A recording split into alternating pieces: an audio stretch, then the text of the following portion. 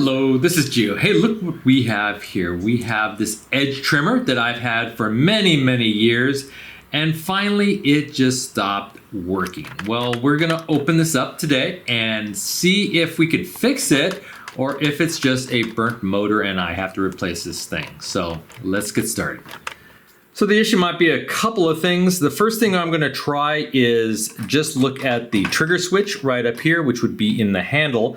And it looks like 1, 2, 3, 4, 5, 6 screws I have to remove. So let's go ahead and remove those.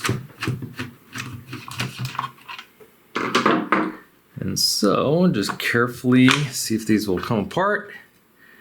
Sure enough, it does. It's just the upper, and this is just the actual switch that when you hit these handles, just like that, it's just a spring trigger, just like that. It's just a switch, as you can see right there.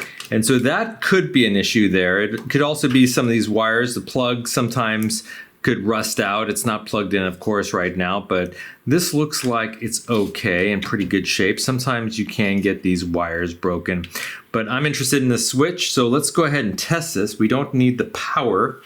All we need is a multimeter. I have it on, let's stick it on continuity.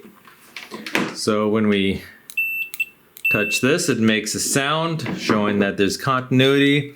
And so what I'm gonna do, okay, so a little bit better view. So here's the two wires that are coming into the switch. Basically, when the switch is activated, it allows the current to flow. Currently it's off, so there shouldn't be any continuity between these two little wires here. We touch them and there is none. So let's try to keep this held down with one hand. And then we'll go ahead and activate the switch and see if we get a buzzing. And sure enough, we get a buzzing, meaning that the switch is in continuity when the switch is on. Therefore, the switch is good. So this is not the issue.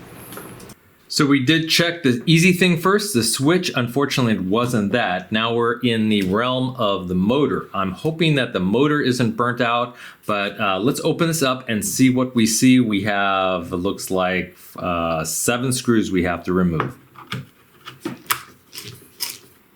Actually, before I remove those screws, I actually have to get this little shroud off, and it looks like that's removed. I just removed these little 2 screws, and this will just slip out.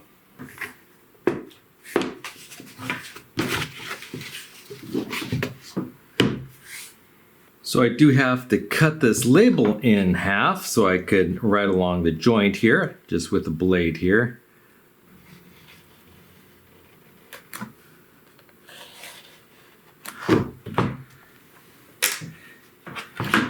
And then it splits apart.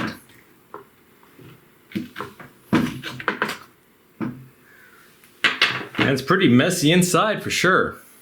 And look at this mess. Now, I've had this thing for many years, and it's always served me well up until this last year, and I don't really want to replace it. So let's see if we can fix it. If not, then I will have to replace it. But we'll get this thing cleaned out and see what the issue might be.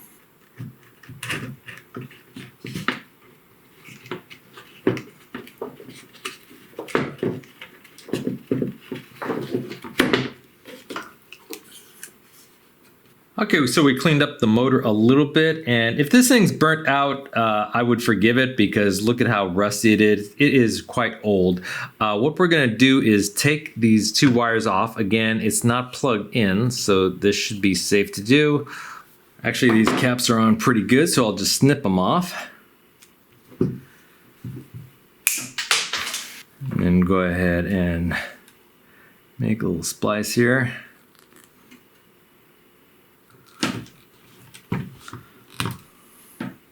Okay, so I do suspect that this motor is dead. I don't see any fuses associated with this this trimmer, so it's either the switch or the motor. And looking at the motor, it's a pretty grody motor. So, but we're going to do one more test. I set my multimeter to ohms.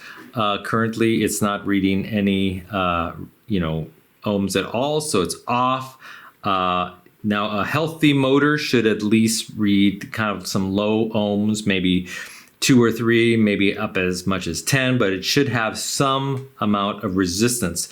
It shouldn't be completely, you shouldn't get complete continuity, but it should have some minor resistance. And so if this remains off, that pretty much means there's probably a burnt lead in there and the motor is dead. So go ahead and touch these leads. And sure enough, that is remaining off. So essentially it's not reading any, there's no continuity and there's no resistance at all. So it is basically, these 2 wires here aren't connected. It's burnt out somewhere in the motor. So I have a bad motor. I could either replace this motor, which probably will be difficult to find, or I could just replace my trimmer, and that's probably what I'm gonna do. So after about 10 years of use on that trimmer, I'm gonna have to get a new one. Well, I didn't really fix it this time, but hopefully you learned something, and I hope you enjoyed this video. I'll see you next time. Bye-bye.